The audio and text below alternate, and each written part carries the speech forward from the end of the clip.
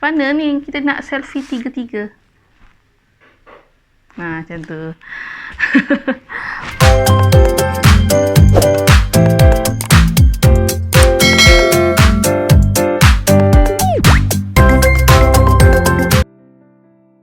Hello, Assalamualaikum. Apa khabar semua? So, saya harap semuanya baik dan yang penting you all stay at home. So, hari ini saya akan tunjukkan dengan you all macam mana kita nak buat kokedama. So, kokedama tu apa? Kokedama ni dalam bahasa Inggerisnya adalah moss ball. Moss adalah lumut, ball tu berbola lah seperti yang saya ada di sini. Okay, dan kokedama ni merupakan satu art, satu kesenian berasal daripada Jepun. So kita tahu kalau orang Jepun ni dia suka benda-benda yang kawaii, benda yang cute. Kalau sebelum ni kita dah popular dengan bonsai. So bonsai pun berasal daripada Jepun. Jadi nowadays sekarang ni terkenal pula dengan kokedama. Moss ball ni boleh digayakan, digayakan dengan pelbagai cara lah. Sama ada you letakkan di dalam mangkuk. So moss ball saya ni kurang stabil, so gunakan mangkuk yang besar, atau you all juga boleh letakkan dekat mangkuk yang lebih kecil atau pulang lah kan.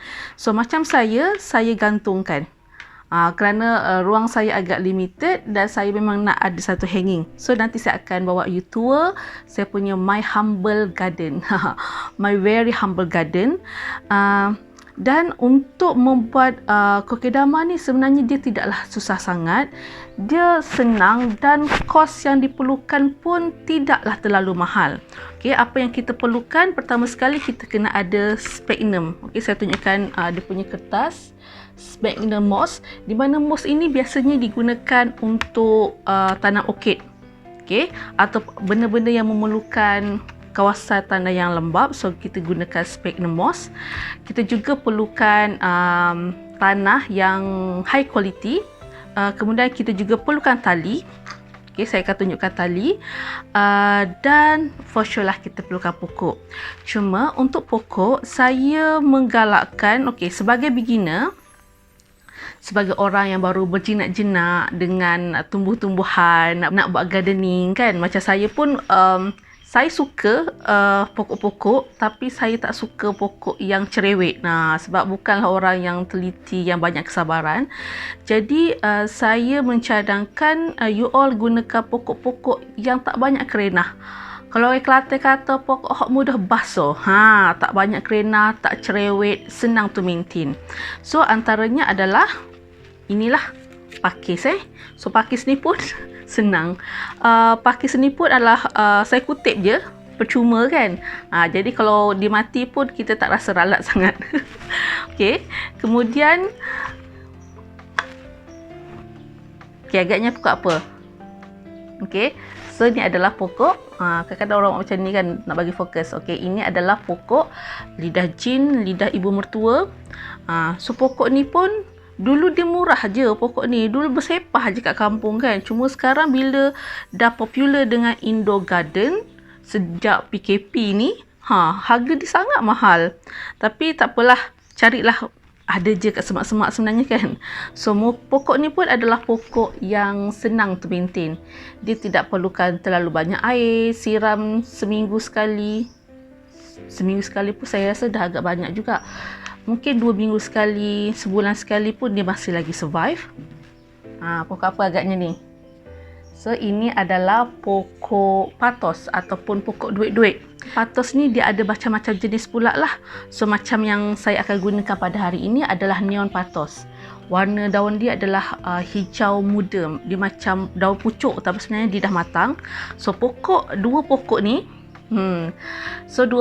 adalah pokok yang hard to die. Susah nak mampus. Jadi kalau dia mati tu maksudnya teruk sangatlah, kejam sangatlah kita ni. Dan pokok ini juga adalah antara pokok yang kalau kita letakkan dekat rumah, dia perlukan very limited light. Jadi katakan kita tak dalam rumah, dekat sudut-sudut meja pun, insya-Allah dia boleh survive.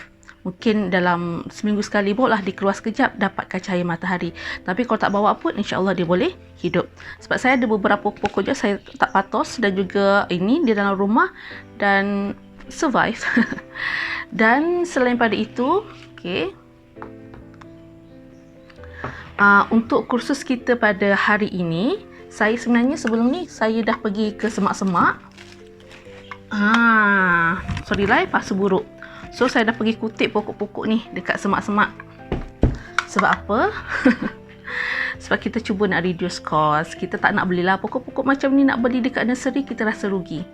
Jadi, tanpa membuang masa, mari kita mulakan cara untuk membuat kokedama plant. Apa yang kita perlukan adalah tali. So, tali ini saya beli di kedai Eco, kedai RM2.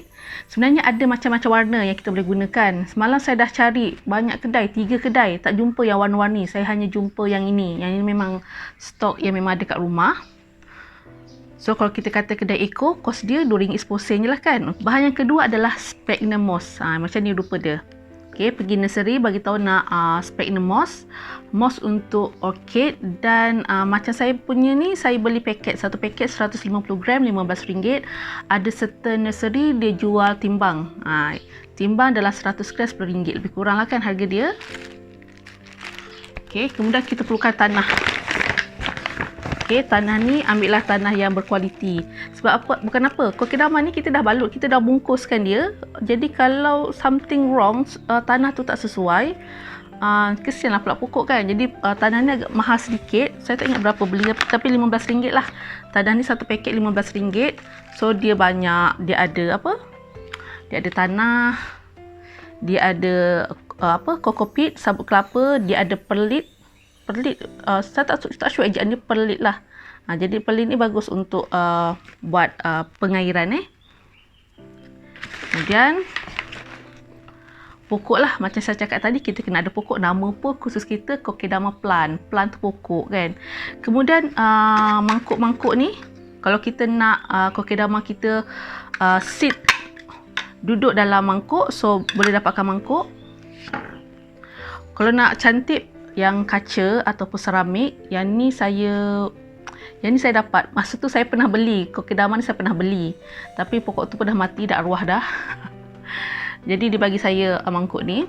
Kalau tak ada pun saya rasa kalau dekat Sunway Plaza tu, dia ada satu kedai yang sebelah Kaison yang jual pinggan mangkuk cantik kan. Okey, boleh beli. Tak pun, semalam saya pergi kedai Eco, saya rasa cantik juga. Simple and nice kan. Jadi ada macam-macam saiz. Kalau kokedama kita besar, kena letak dekat pinggan yang lebih besar. Macam ni pun beli kedai Eco. Cantik kan? Kalau kokedama kita besar, cantik. And then, you juga perlukan batu-batu. Kenapa batu-batu? Sebab sometimes kokedama kita bukannya cantik, bulat, elok macam bola kan. Sometimes dia ada sengit-sengit. Biasalah kita buat arts kan? Arts. Bila arts ni dia tak adalah macam gunakan mesin. Jadi kita perlukan batu-batu ni first untuk katakan kita dah siram dia kan, ada air-air turun tu kan. So air-air tu turun dalam bekas kita. Jadi tak adalah dia bergenang dengan air. Jadi fungsi batu-batu ni pun satu adalah untuk toskan air tu, satu lagi adalah supaya kita punya kokedama kita tu elok terletak dekat mangkuk ni. Kalau tak nanti dia bergerak-gerak, goyang-goyang kan. Jadi batu. So batu ni pun boleh beli dekat kedai Eco. Satu paket tu tak ingat berapa gram. Satu paket tu boleh banyak jugalah. Dan itu sajalah yang kita perlukan. Jadi kos dia pada saya untuk buat satu kokedama mungkin tak sampai RM10 kot. Cuma yang membezakan dia adalah pokok. Sebab sekarang ni pokok Indo memang mahal kan. Pokok Indo mahal, melainkan macam tadilah, buat tiru macam saya, pergi cari pokok-pokok free dekat semak-semak. Mula-mula sekali, kita kena basahkan dulu kita punya moss ni. Kenapa kena basah? Dia macam ni tau, macam kita buat onde-onde. Nak buat onde-onde tu kan, tepung tu mestilah tepung yang dah letak air. Tak bolehlah kita letak tepung kering-kering macam tu, macam mana dia nak melekat. Okay, agak-agaklah berapa banyak moss yang you nak guna. Kalau pokok kita besar, jadi moss kita kena lebih besar lah. Bila dah basah ni, okay, kita perah. Perah moss ni supaya air dia keluar. Jangan terlalu kering. Sebab bila kering sangat, dia berderai. Okay, agak-agak je lah. Sebab kita cuma tak nak moss kita tu terlalu berair. Kemudian rata-ratakan dia. Bagi lepeh-lepeh.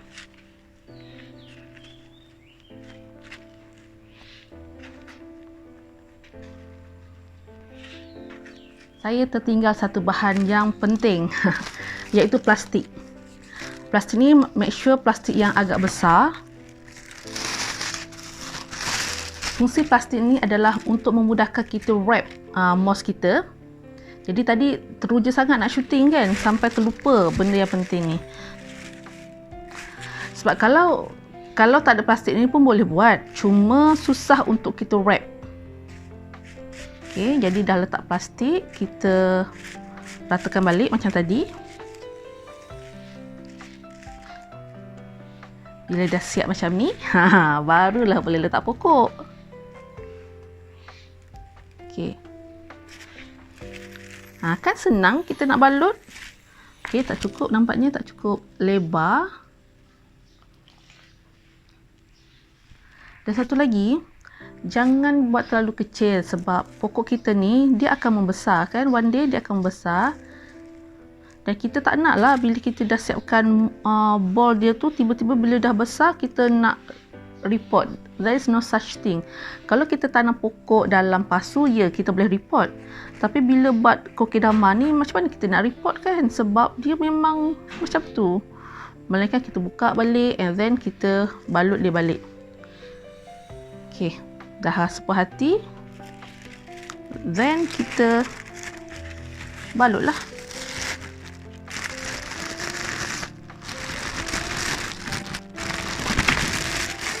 Okay, balut macam ni. Macam kita bungkus nasi. And then tekan-tekan. Tekan kuat tapi jangan kuat sangat. Sebab kalau kuat sangat nanti takut pokok kita ni patah pula. Okay, kita buatkan dia shape bulat-bulat sikit. So untuk yang ini saya memang nak letak di atas pinggan. Kita rasa macam dah puas hati dengan bentuk bulat dia. Cuba kita tengok. Macam dah okey kan? Then kita ambil tali ni dan kita mulalah balut. Balutlah macam mana pun.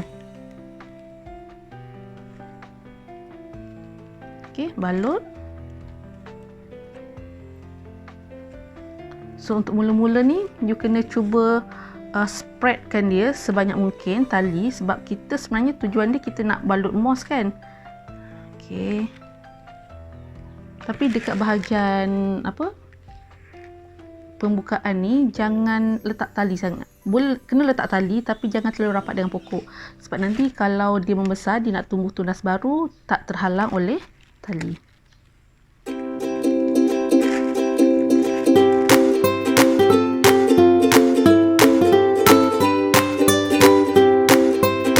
Actually masa saya mula-mula belajar buat kokedama ni, memang uncle tu dia sangat skillful lah.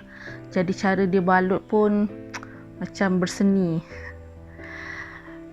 Tapi untuk kita yang amatur ni, pada saya balutlah macam mana pun, asalkan kita punya moss ni tidak jatuh. Dan you boleh gunakan pelbagai jenis tali. Selain pada tali yang macam ni, tali jute kan, jute rope ni. Cuma sebab macam saya nak back to nature. Jadi saya nak, kalau gunakan yang warna coklat ni, dia nampak lebih nature lah kan, warna coklat-coklat macam tu. Okay, sekarang dia dah macam ni. So berapa banyak tali yang you nak gunakan untuk balut kokedama ni, it's up to you. Kalau kita balut macam ni kan, macam sikit je kan. Jadi moss ni kelihatan. Jadi macam saya rasa macam takut lah dia macam moss ni tumpah-tumpah kan. Jadi saya akan tambahkan lagi. When we talk about arts, ini kan satu arts juga. There is no right or wrong. Arts itu adalah subjektif. Dan moss ni kalau you selalu lembapkan dia, mungkin juga akan tumbuh lumut lain lah kat atas dia, sebab dia kan lumut kan suka tumbuh dekat tempat yang lembap-lembap kan. Jadi bila lumut tu dah tumbuh, you boleh buka tali ni. Masa you tarik, make sure tarik dengan kuat. Jangan kuat sangat kuat, sebab kita nak moss tu dia fit. Fit. Kalau you tak tarik dengan kuat, nanti dia longgar. So bila longgar, nanti dia terburai. Macam kita lah, kalau kita pakai kain longgar-longgar kan, nanti lucut. So kat bawah ni kurang, nampak kat bawah ni kurang, so kita kena lilit kat bawah.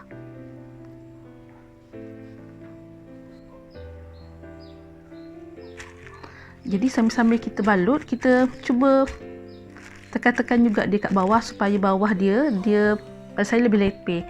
Sebab tujuan saya nak letak dekat mangkuk ni. Jadi kalau dia lonjong sangat, nanti dia kurang stabil. Cantik kan?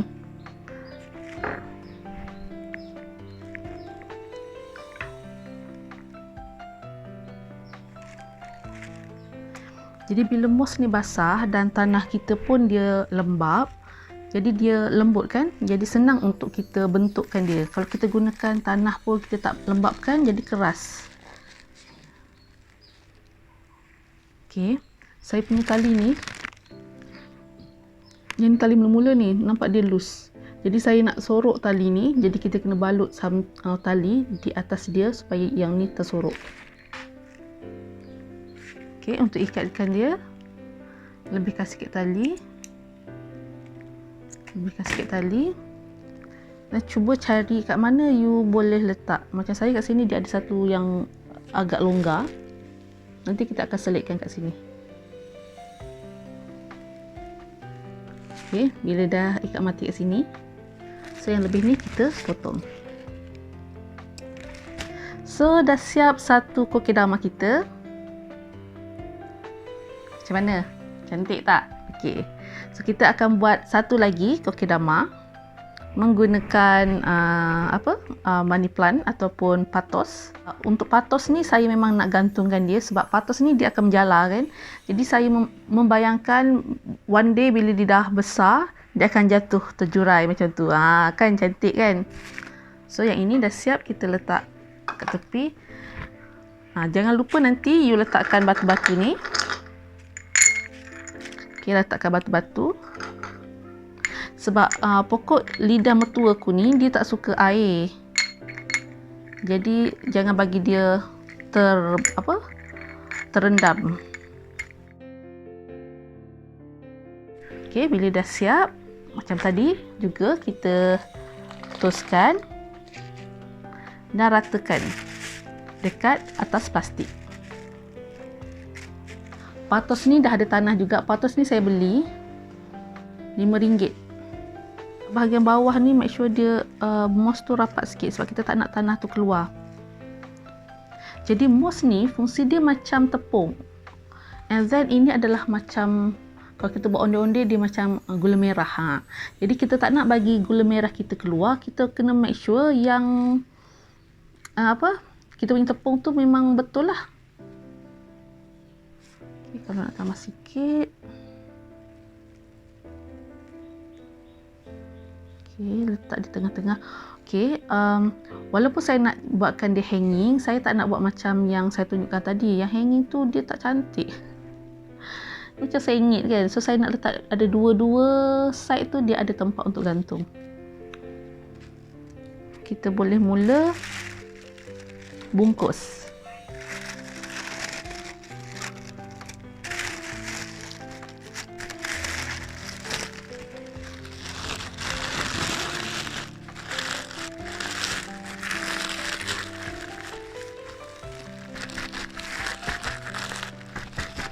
Saya hentak-hentakkan sebab saya nak bagi tanah tu masuk dalam.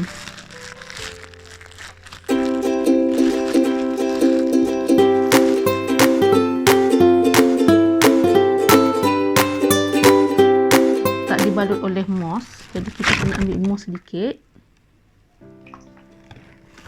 Then kita tutuplah bahagian ni. Macam tu. Dan kita tekan balik.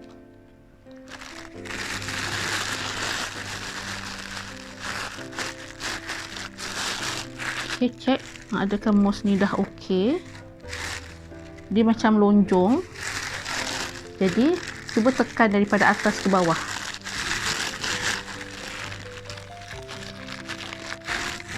Sebab dia ada banyak pokok kan kat sini. Okay, dia agak lonjong, but it's okay. Nanti kita akan adjust menggunakan tali.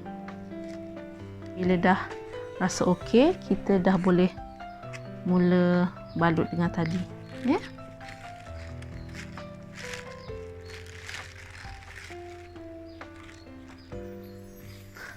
Sebab bila dia masih lagi kita tekan dia tak cukup kuat, bila kita tarik dengan tali dia berderai.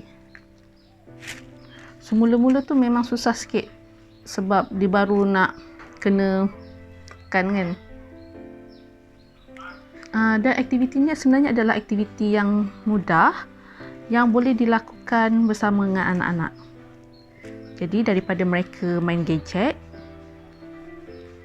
mungkin you boleh buat aktiviti bersama keluarga lah. Okay, bila kita dah nampak di setiap sudut bol ni dia dah memegang tali tu dah memegang, jadi lebih senang untuk kita pusingkan tali ni. Kalau awal-awal tadi tu memang susah sedikit. Jadi bila dah macam ni barulah kita boleh tarik kuat-kuat.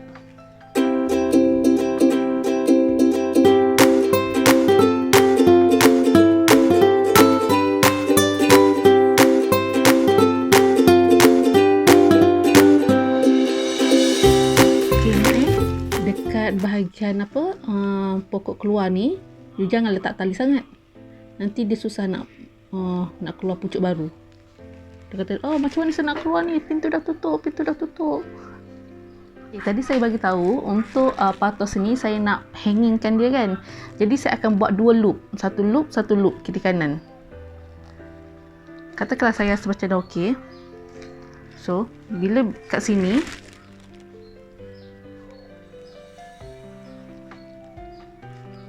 buat satu loop.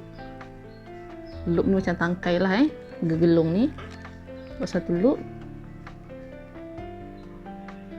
And then make sure nanti bila kita lilit-lilit, kita make sure kita akan ikat balik loop ni. Nampak tak loop? Okay. Loop kita yang tadi. Tindihkan tali supaya dia sini. Kita juga nak buat satu loop lain di sebelah dia. Jadi nanti kita bila kita nak pusingkan tali tu sekali harum.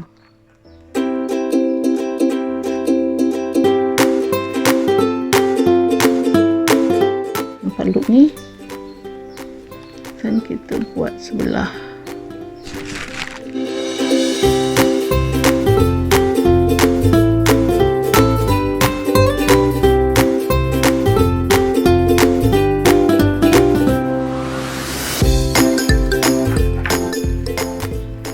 Saya rasa saya dah berpuas hati. Kita akan cuba buat finishing Kita akan cuba tutupkan dia. Selit kat sini.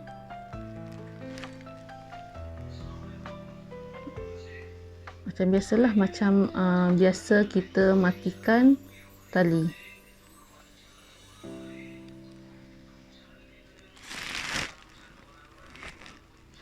Okay, tarik dengan kuat sebab kita nak dia mengikat dengan kuat. Bayangkan nanti kita akan hang tali kat sini. Then bayangkan juga nanti daun-daun ni bila dia dah banyak, dia akan jurai turun ke bawah. Dan untuk kekidaman yang terakhir, saya nak gunakan ni pakis ni. Okay, jadi kita akan habiskan kita punya moss. So kita kena buat yang besar sedikit. Kita punya moss ni sebab kita punya pakis kita besar.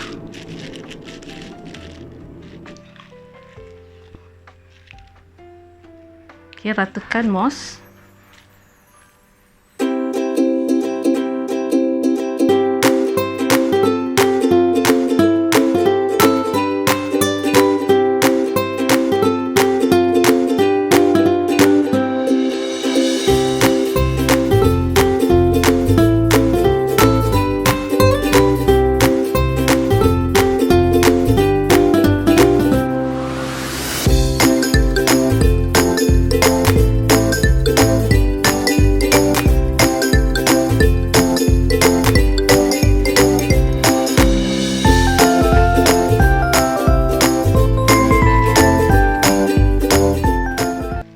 Okay, you cari kat mana yang you rasa you nak selitkan tali ni, and then buat ikatan mati.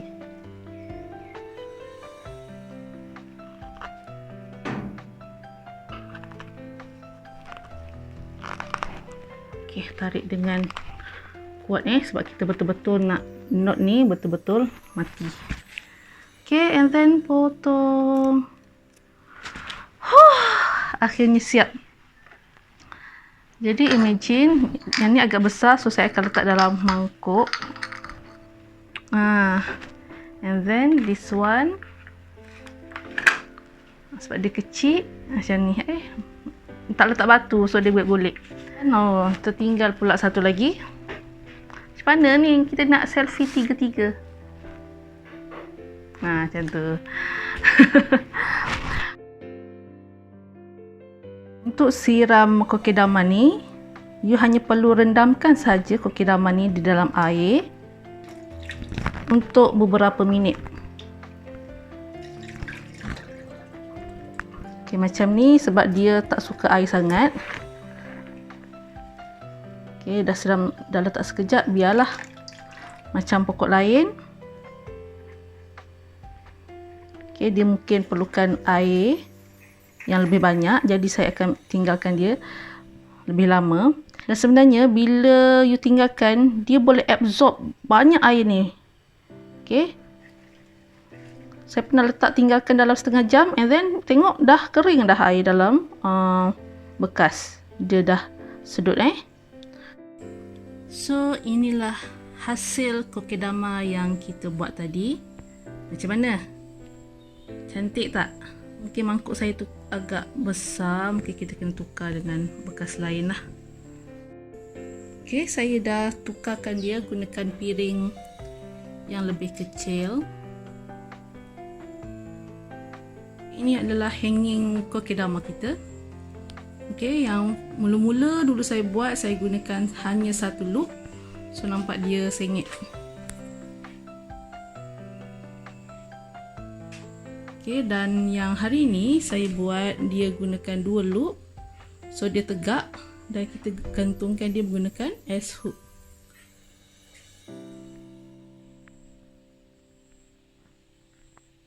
Gunaan S-hook ni sebenarnya adalah untuk memudahkan saya kalau saya nak ambil pokok ni untuk kita rendam dengan air. Sebab macam tadi bila saya gantung terus dengan tali, dia nak ambil pun kena gunakan hanger. Cuma S-hook ni mungkin dia kurang berseni, mungkin kita akan tukarkan dengan benda lain sedikit masa lagi. But for now, inilah dia kita punya kokedama. Alah, menari-nari pula dia kat situ. Alalalala, hai. Semoga perkongsian pada kali ini bermanfaat. Jangan lupa like, share and subscribe. Semoga kita dapat berjumpa lagi. Bye. Assalamualaikum. Annyeong.